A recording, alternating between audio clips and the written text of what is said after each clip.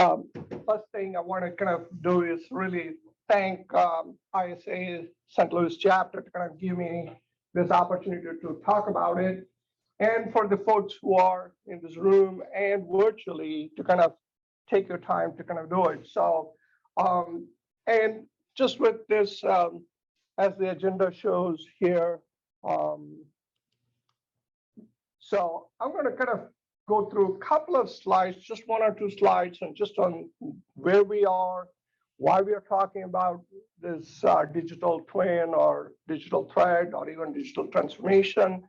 And primarily, given that we are all from Missouri, I'm going to follow the simple rule, hey, show me this, not talk about it. So hopefully that would be of interest to all of you guys or gals. And so I'm going to talk about a lot of the value that people in real life are either benefiting or how they're leveraging these digital technologies in manufacturing. And at the end, if there's any questions and answer questions, I'll be more than happy to provide any feedback or my thoughts on those. So with that, the first thing I want to kind of talk about is kind of the revolution that we all could agree we are going through this industrial revolution.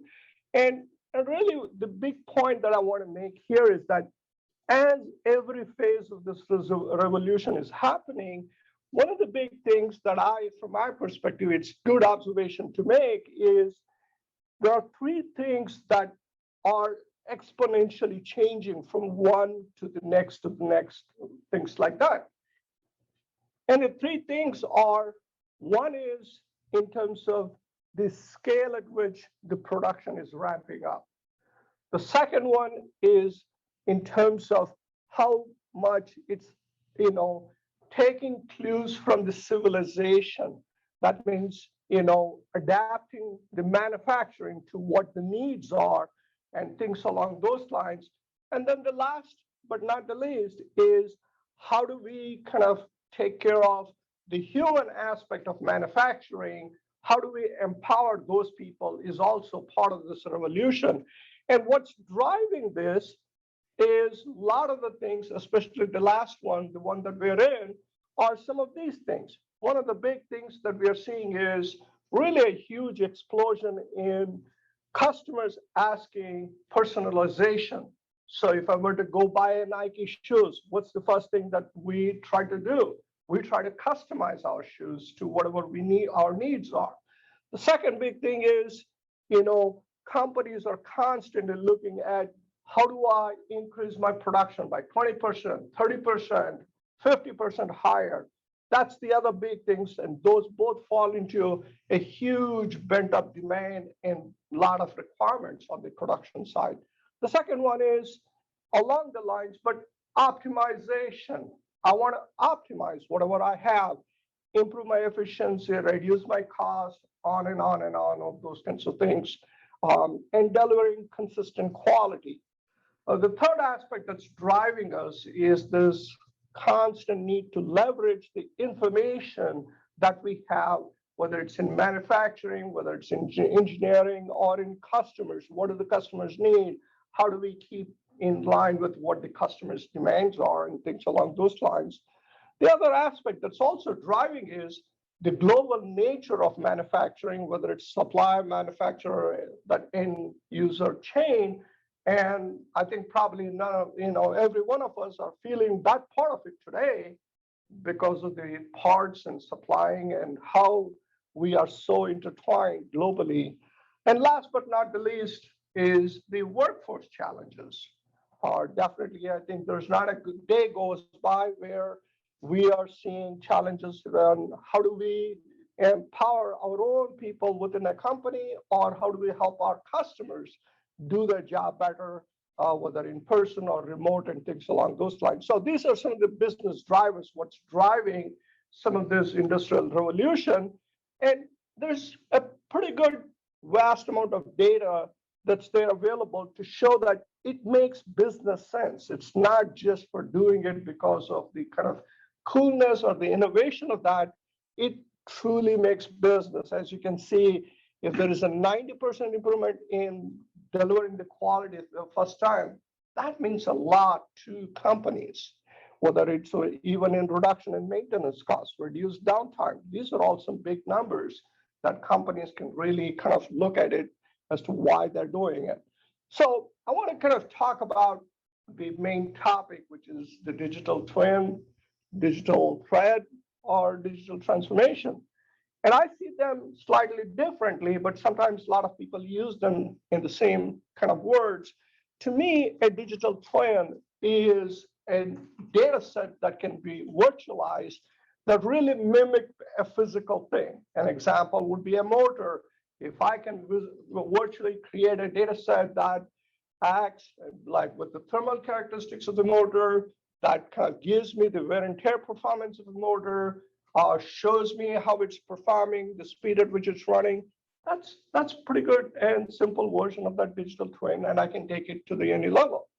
Whereas digital thread, to me, is a platform that allows a company to leverage this digital set across their value chain. And the reason I'm using value chain instead of their company is that a lot of times this digital thread can go above and beyond the company. It could encompass their suppliers, their manufacturers, and their customers. So when I kind of build a platform that leverages information from starting from the inception of that raw materials, all the way into my design, all the way into manufacturing, all the way into marketing, and come back and re-innovate me, now I've created a very powerful digital thread platform that really helps me to be agile, to really kind of take care of and be in tune with what my customers' needs are, and my suppliers and the other people in there. It's not as simple as what people would make it, but it's a pretty powerful thing. You can kind of start looking at it from that perspective. The last one is what we call as digital transformation. And the key distinction here that I would like to make is that it is a three-legged stool wherein you put in process and technology that helps the people to leverage the information coming out of those two to make the right decisions in real time. So the key here is that it's far more involved from a business and a management part of it, whereas digital twin and digital thread is more of a physical concept and more of a procedural kind of things that you can set up depending upon how you look at it. So this kind of picture to me kind of symbolizes the journey that customers or people go through, and it's at a different level of sophistication. And this whole concept of this digital thread and digital transformation, how that is used is, that to me is one of the foundations whenever you want to start to kind of start building what people would call as a small factory, smart factory, or lights out manufacturing and things along those lines. So this becomes a very good foundation for which you can start building that kind of vision or a journey, because you are finally in tune with your suppliers and with your customers. And that really drives a very powerful paradigm to really be successful from ground up. So how does this all of this do? Well, we are facing a lot of things, and we are actually doing a lot of these things, whether we know it or not. So a good example of this is, how often do we now carry a whole bunch of money or a whole bunch of credit cards and things like that?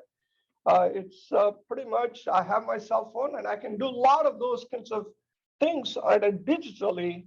And so that's a good example of how digital transformation has impacted us on a day-to-day basis. If I look at it from a social or a consumer kind of ones, again, that's impacted in a different way, again, through digital transformation. And it's really impacting all of us, especially the younger generation. And today's meeting is another good example of a digital transformation. So Here we are, where some of us are able to meet in person, some of us are able to meet virtually, and still be able to continue this process. And to me, that's a great example of both those kinds of things. So with that, I'm going to kind of switch over to, so what are some of the big areas where manufacturing or industries are using digital transformation tools or techniques and things like that? The first one, I'm trying to kind of look up or kind of go through in the order of the evolution of manufacturing. So starting from the concept, or I'm having an idea, I want to build a new plant or I want to modernize this plant, the digital engineering or digital tools play a very vital role, and I will talk several examples of that, wherein you're trying to make some business decisions very early in the process. Should I do this? Do I do this? Or should I go with this? What are my options and things along those lines? And that becomes a great part to whether market your product in the correct way or to do some business justifications and things along those lines.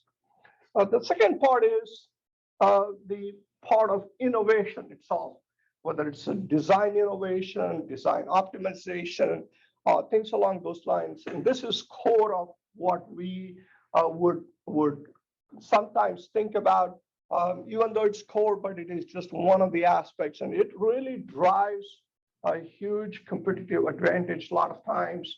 And you will see some examples of that.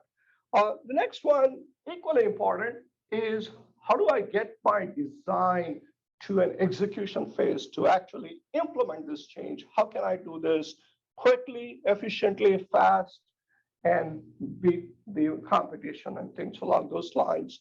And just by doing it, there's some huge productivity gains that you can get, and competitive advantage to go with that. This has been a pretty big aspect of digital twin and digital thread, is the part about predictive and preventative maintenance, both in terms of whether it's standard leveraging the data or developing new ways of looking at data to kind of benefit from a manufacturing aspect of it. And again, last but not least, is the operator or the user persona perspective. How do we help them to either do their job, learn what they're supposed to do, or capture somebody's knowledge who's been running there for 20 years, knowing so much that they know? How do we do that, and how do we take care of that? And in that process, how do we leverage the technology to help customers or internally for our own internal development and things like that? So I have several examples. So these are some of the areas that I'm going to be talking about with examples to go along with. So the first one is an example of wherein, there are a lot of tools available at a very high level. I would say just almost like creating a black box, saying that in this picture I got several different operations that's happening. All you have to do is put in 10 seconds or 2 minutes was what I need in this particular stage, and then I need to go to this stage and things along those lines. And I could run that kind of simulation to kind of see what kind of throughput would I get out of it. And if I have realistic numbers in terms of the product, the capacity, the throughput, I could run them and kind of see what it takes to do that. And if I say, no, you know what, that's probably not a good way, I may have to buy this two of these machines, then we can kind of say, right here, I can say, let's add 2 of those machines instead of 1 machine and see what kind of throughput and performance I would get. And I could go take it to the next level and say, okay, that's for 1 product, but I'm trying to run 50 different products in this particular line. How does that impact all of these products? Would I still be able to meet that kind of demands for whatever the production is for all of those kinds of things? This kind of, everything that I'm showing you here, this could be done before a single PO is placed to any of these vendors, which is a huge paradigm change, rather than, not just in the time, but the speed at which you're able to do it, the confidence with which you can go talk to the board saying, this is exactly what I want for these reasons. Here's my numbers. Here's why we want to do these kinds of things. So a pretty powerful way to kind of talk about those kinds of things. So the next is, once we do have a plan to execute at a high level, now I can start leveraging a lot of the different, whether it's PLM packages or even some of the modeling capabilities within a lot of the packages that's out there. Not only I can model and kind of look at and optimize that model to kind of say, hey, what is the kind of things that I can do?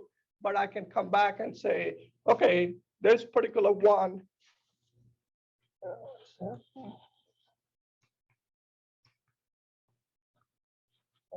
Let me just mouse went away. So not only I can optimize this particular process and improve that specific aspect of it, what I'm also showing you here is how you can integrate that with the kind of logic that you may have to control that part of the machine or things like that. So it's not just your design and optimizing your mechanical aspects or the mechanical process, but you're integrating that with the automation part of it so that you're doing a lot more upfront work rather than waiting to debug and test at the end of this particular installation. And you can take that to not just to a particular line, but to a machine, but you can take it to the whole line. And now the question may be, hey, what's the power requirement for this whole line? Do I have enough? Is the substation the correct way? Is the amount of plant air that I'm going to get, is that going to be sufficient to kind of meet the requirements? Physically, how does this line look like? How does the workflow interact with those kinds of things? Those are all some big questions that you can have, and a lot of people let them interact with you and have those discussions again before having to pour a single piece of concrete to start this facility. And I can even look at the timing in terms of throughput, in terms of any obstructions, in terms of any kind of other problems that I may foresee. I can check on those things. And I don't have to do this for one. I can actually run it for all the different products that this line is supposed to make, kind of thing. So this becomes a very, very powerful way to kind of really leverage this digital thread or digital twin technologies to really empower ourselves to kind of add business value at the early on phase of this. What I'm showing you here is all the things that we have seen so far, and including this, is actually part of the things that Rockwell went through, the journey that Rockwell went to build our own contactor line in Milwaukee. And what you're seeing here is a technology wherein all the red movers are based on an independent card technology, where each one of them is able to move independent of the others and creating a flexible cell so that you are able to kind of address each one of the units separately so that the work batch is one. And that really transforms a lot of the ability to produce all the different batches without having to do any setup change or any of those kinds of things. I mean, you can debug all of these things upfront before any of these things are installed. And this really provides a huge benefit in terms of the ability to execute this project well in advance of whatever timeline we had, because a lot of the things, as you're seeing here, the controls testing, the operator training, a lot of the integration work, they were all done ahead of time. We didn't have to wait till all this machines showed up at the facility before checking out a lot of different aspects of it.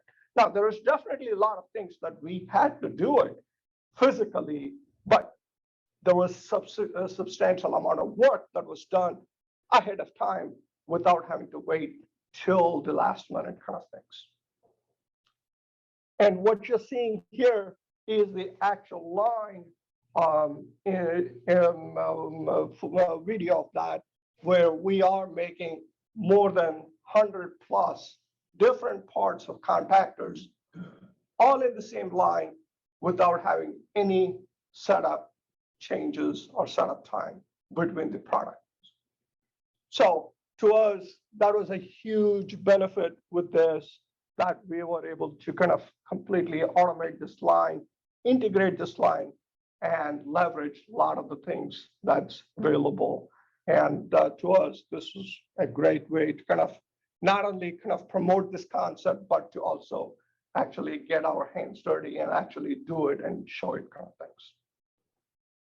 And if any of you are interested, let us know, reach out to me, and we can kind of arrange for an visit to our facility. But I mean, there's plenty of restrictions these days, but hopefully one of these days we could go and see this whole thing in person. This is another example of how that's not at a line level. This is at a machine level. If I were to make a particular unit, I could build, design, and optimize my whole machine. This happens to be an tire curing press. And again, what the customer was able to do was design, develop, and optimize the entire machine, including the control systems. And what you're seeing here in this video is the actual code that the machine runs is what is being run, and they are going to show the end customer the live demonstration of the actual machine performing digitally by creating a digital twin at a machine level. And this, I know that this end customer, would only accept the machine at their facility only if you can show them this. So that's the kind of level of sophistication a lot of customers are asking for. So as part of your thing, people are saying, if you can only show us digitally as a digital twin that it is working, then we would accept it. And part of the benefit that they have is that by you creating this, we're going to be leveraging your services to actually support us if we have problems, because now we can give you those scenarios back and we'll let you troubleshoot and help us to either optimize or see what's going on with our machine. So there is benefit for both sides. It's not just that only with this you're able to sell me the machine, but you are getting a huge amount of revenue, services, and close relationship with the customer, so which is benefit to both sides. And I thought that was pretty interesting for that reason, that it's no longer tilted to one side. It's both of them benefiting from that kind of concept. The next thing I want to talk about is the predictive and preventative maintenance. One of the things I really like this kind of picture because it kind of shows the level or the scale to which our customers are really going after and trying to kind of answer this question. And on the left-hand side, you see that at the basic or the simple way is the descriptive kind of one. So this is where lots of companies are making either devices or providing equipment or creating systems at an enterprise level that will answer the basic aspect of what's going on. Diagnostics, that would be the next level. So descriptive is, am I running or not, the basic part of it. The diagnostics is, hey, this is what is happening. This is what is the additional information. Why is this quality being poor? Here's the two reasons what's happening to kind of do those things. As we go up in this picture, once we get to the predictive one, the same devices can now be saying, okay, probably, the sensor is faulty and the system is going to shut down in 3 hours. Or this line is going to be creating out of part or out of spec parts pretty soon if we don't get attention to that. The prescriptive, which is the most hardest one, is where the system, whether it's a product, will self-diagnose, or as a line that it will kind of, create and maintenance work order, for example. There are systems wherein the system automatically detects that, hey, there's a problem with this valve. It's not stroking to the correct level. So let me automatically generate a maintenance work order so that the maintenance person can go in the next shift, go take a look at this. Why is the stroke time different than what it used to be? At a system level, it could be, well, looks like the production at this facility is really having problem. They have this one machine down. Can we automatically switch over this production to the other facility that I have so that they can ramp up, get the next shift up and running? So by 24 hours, we're able to get back to our production, whatever our needs are, because we ramped up production in the other one. That kind of automated systems, we're already seeing that, and a lot of companies are doing it. One of probably the biggest things that I would say, especially on the prescriptive one, there's been quite a use of AI or some kind of intelligence, whether it's based on a process model or things along those lines. And because it's such a highly competitive advantage to them, a lot of companies don't want to talk about those kinds of things. And but trust me, there's plenty of companies are doing those kinds of things, and they see that as a huge competitive advantage, especially on the prescriptive side. And people generally talk about the first part, and this probably is, I would say, the most relevant today. You will see lots of devices, lines, and even systems that's there that address condition monitoring. Is the typical word that I see that's being used to kind of describe this phase of it. There are some, and probably I would say quite a number of, in the last 2 years, quite a number of technologies, companies, and products that's been moving towards this predictive one. But in the prescriptive one, I see a lot of ones that's not that publicized because of the competitive aspect of what it brings to the table, kind of thing. And most of these does require some amount of engineering and some amount of integration, and that's another reason why that's kept in-house and not publicized as much in there. And if you guys have any questions on this, we can talk and discuss a little bit more on this topic. The last one that I wanted to talk about is more of the operator or the human aspect and the human workflow challenges. How do companies are doing it? And again, they're leveraging a lot of the technologies that's been there, primarily on the digital nature of a lot of the newer technologies. And here's an example of one of the things Rockwell is doing, leveraging the technology with, in this case, an iPad, talking remotely or making a connection remotely to a person who can help to troubleshoot. And the key thing here is that, it's not only leveraging the typical voice, video, but it's also using an AR notation, using virtual reality, part of it as an annotation to kind of help you to be that other extra dimension to really provide that communication, saying, hey, go do this, show me this, this is what needs to be happening. Okay, I can see this. So the big picture here is that the other person is able to get so much more information, especially in a noisy environment. That noise itself, where I've seen over and over, I had a customer where they said, you know what, the biggest thing that gave me away how I was able to fix this problem was the noise that the machine was making, because the user was saying one thing. I said, no, stop. Go there and tell me if this is what's happening. And they said, sure enough, yes. And I could tell that because of the noise that that machine was making. And I could clearly know that was what was the problem that was going on. And I was able to fix it within 10 minutes. So right there is the kind of concepts that's there that really brings home to a lot of those kinds of things. And I know a lot of customers are tweaking at this and looking at this, especially with where I have some new employees who are very knowledgeable, but they have never worked on this machine. How do I leverage them where I got this one person who's been with the company for 30 years and they can't be every place to everybody? Can we leverage that person to now help these other 10 people who are knowledgeable, but may need his guidance when they need? And now can I leverage a technology, something like this to kind of help them would be a great one.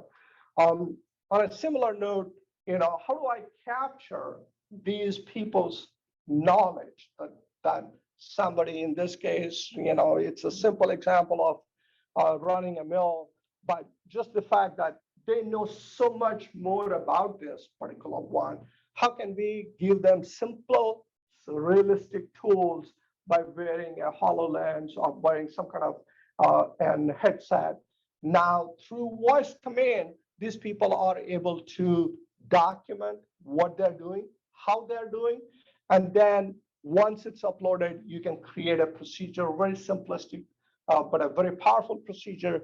Now the other person can consume, and not only it gives them the step-by-step methods to do, if they're wearing the right kind of headset, like a HoloLens, like what you're seeing here, it's also giving them the 3D annotation as to, you need to do this here, now go over here, now go look at this. If you got questions, do it, kind of thing. And this, a classic example of this is, probably there's, I would say, nobody in this room who would say, no, I've not used YouTube to figure out how to do a certain thing. So I definitely have, and I continue to do that. And this is an extension of that, wherein it's giving you both your hands free a lot of times, really empowering you to do those kinds of things. And what I've seen with a lot of people who have leveraged this kinds of technology, they said, Udaya, well, I know these steps. I know all these steps. It's the step 7 that I keep forgetting how to exactly do it. Every once in a while I do it. So what's really handy is that I don't need all the steps. At that 7th step, I'll just pause and I'll watch it just to make sure that I don't mess it up. Right there is the big thing, that it provides them the confidence that, hey, I can just look it up 10 seconds and I know I don't have to go get the manual or something along those lines. Those are really powerful ways of kind of enabling and empowering people to kind of do that. And this is just one simple example. There's lots and lots of examples out there where how companies are really transforming their offering and their services, leveraging the newer workforce and addressing workforce challenges. The last one that I have is kind of one that takes it to the nth level. So here's a machine that when the operator or the user is seeing it, not only it's providing him in a digital format, a lot of the information superimposed to that particular equipment in real time as to what exactly is happening, including some of the things, the work history, some of the things that they can do, even a mechanical blowout of the part that could be a problem, or what steps that they need to do, which bolts to remove and things along those lines. Now, these things would not be happening overnight, would obviously take a lot of engineering or systems to build those kinds of things.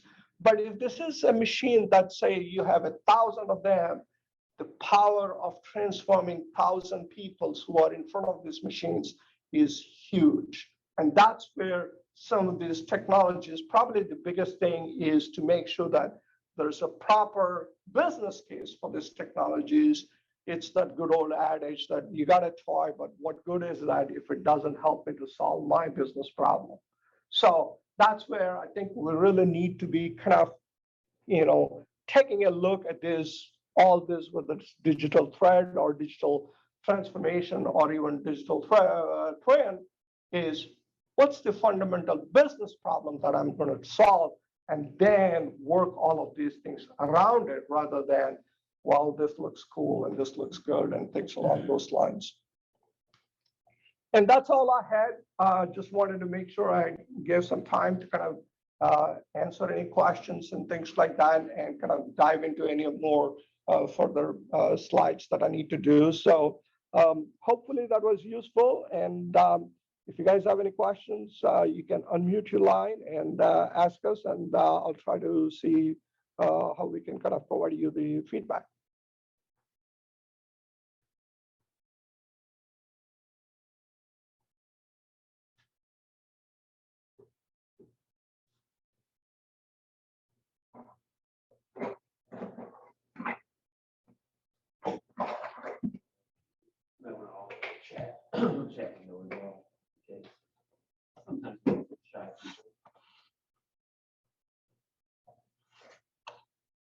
You mentioned scalability on that last example, right? Is there a sweet spot of, I think you said 1,000 machines, it makes obviously a lot of sense, right? Is there a typical payback point if you have X amount of these systems you should consider investing? Yeah, I think probably the big thing to me, the scalability would be the business problem. Again, going back and defining that is probably the most important thing. And in this particular one, just the ability to kind of, for somebody to kind of look at it and say, here's the most common problems that I have. How do I fix them? Is probably the biggest thing that will give them the money out there.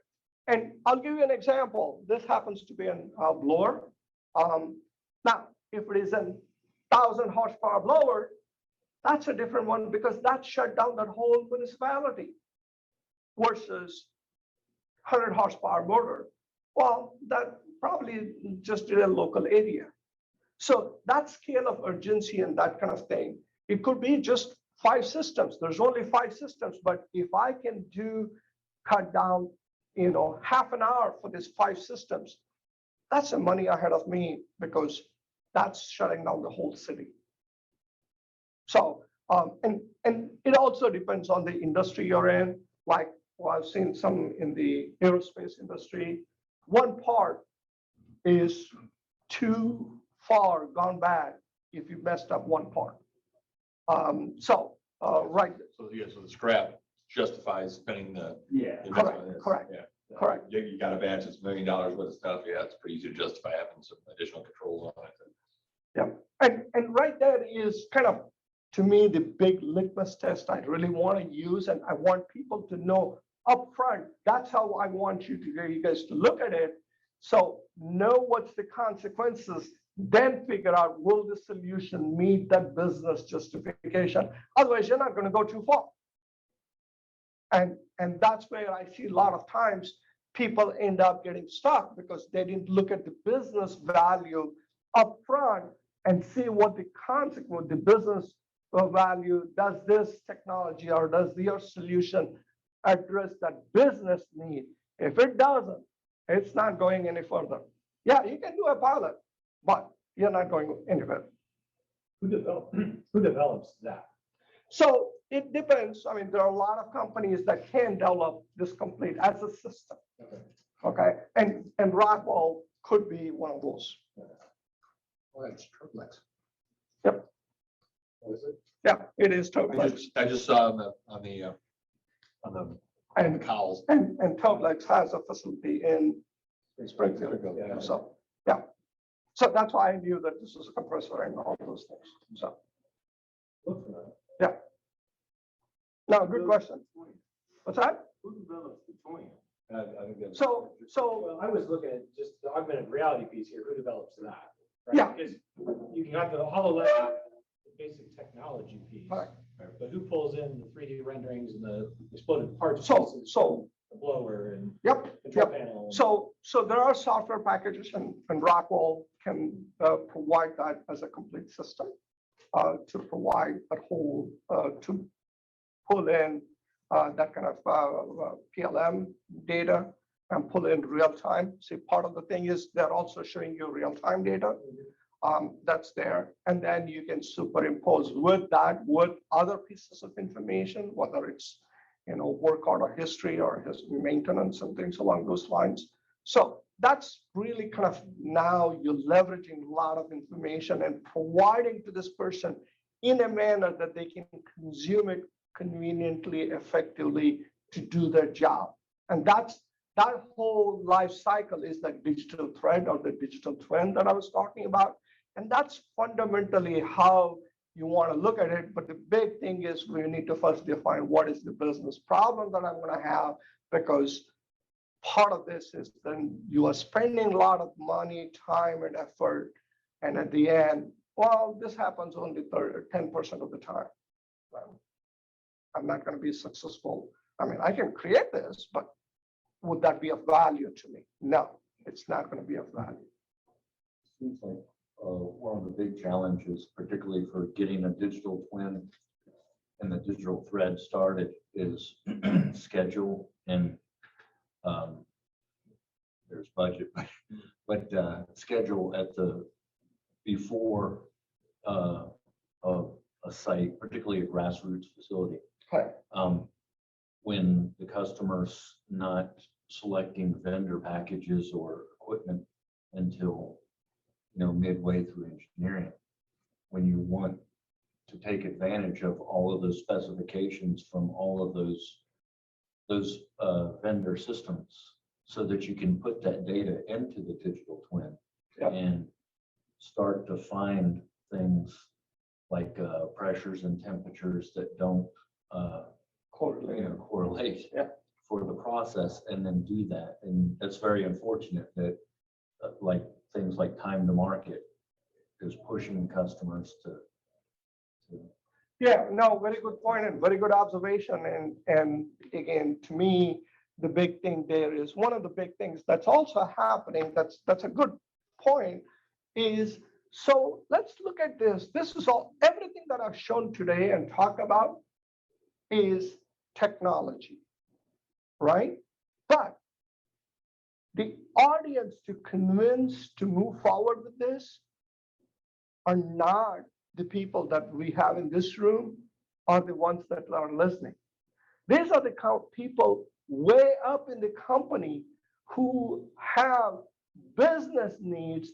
Until we understand their business needs, the problem that you state is exactly the problem that that I see over and over and over. So one of the big my thing when I work with customers is the education to say, look, these are all the things, but I'll tell you, I can guarantee you, if you have a whole tank of natural gas, and you go to a person who doesn't understand how to run a coal power plant or a natural gas power plant, they'll say, I don't need that. But you take that natural gas to a coal power plant, they'll say, oh my gosh, this is gold to me because this is exactly what I need.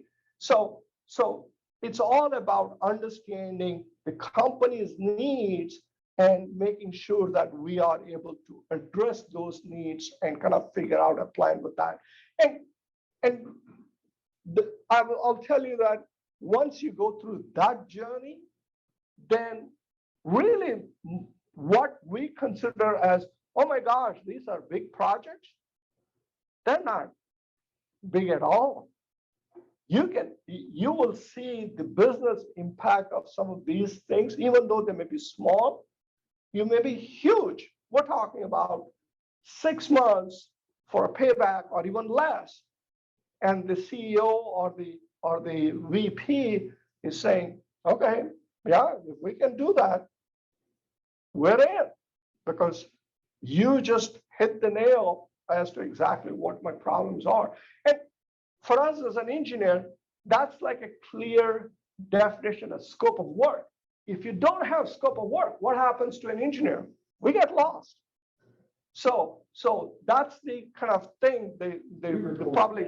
Yeah, just checking, because I don't want to play that back at work on tomorrow. So the big thing to me is that it's just the audience is different. So we got to be aware of, with these kinds of technologies, we can't just go and look at this technology and say, oh my gosh, this is pretty cool, I want to do it. We need to say, stop. Let me go first understand the business challenges, whether it's my customer or our company is having, and then trying to see which of these, how can that help us to solve this problem. And once you are in that path, you will see a huge return and huge success with that. think companies are in general just gathering the wrong data to help justify some of these? Because some of these projects seems like they should be a no-brainer, but I know from my work experience, the justification there is like, there's no data. There's nothing. We know that that's a common error that pops up all the time, but we've never gathered the history of it, right? So how do you go about addressing that gap? And maybe it's a workforce gap like you kind of spoke about earlier. Yeah. I mean, there's a couple of things. One is the workforce. The other one, I would say a lot of times is just there's no, I would say, for lack of better terms, it's still the management does not understand the intricacies of what's going on at the plant level or at the operations level or at the automation level, how powerful some of these things could be, but it does take some strategic direction and a vision at that level to create and get some things out there. And so the biggest thing I would say, for engineers is that ability to communicate not at your peer level, but to higher up within the company to kind of explain your case and then stay firm with that. So as to kind of, hey, be a champion, and kind of make sure that they understand from their business perspective. Look, if we do this, this is what happens at a business level, or if we do this upgrade, this is what potentially we can avert. Would you be interested? And then they'll say, oh, okay, I never thought of it that way. And so if there is a need, that's where I see a lot of times there is lack of understanding on the management side, the implications of what the engineering community or the automation community is talking about. They don't see it in the business side. Being able to tell that financial story via data is kind of the key there, right? Right. So Okay. engineers get lost and managers don't understand. I want both those clips. No, good questions. Good questions.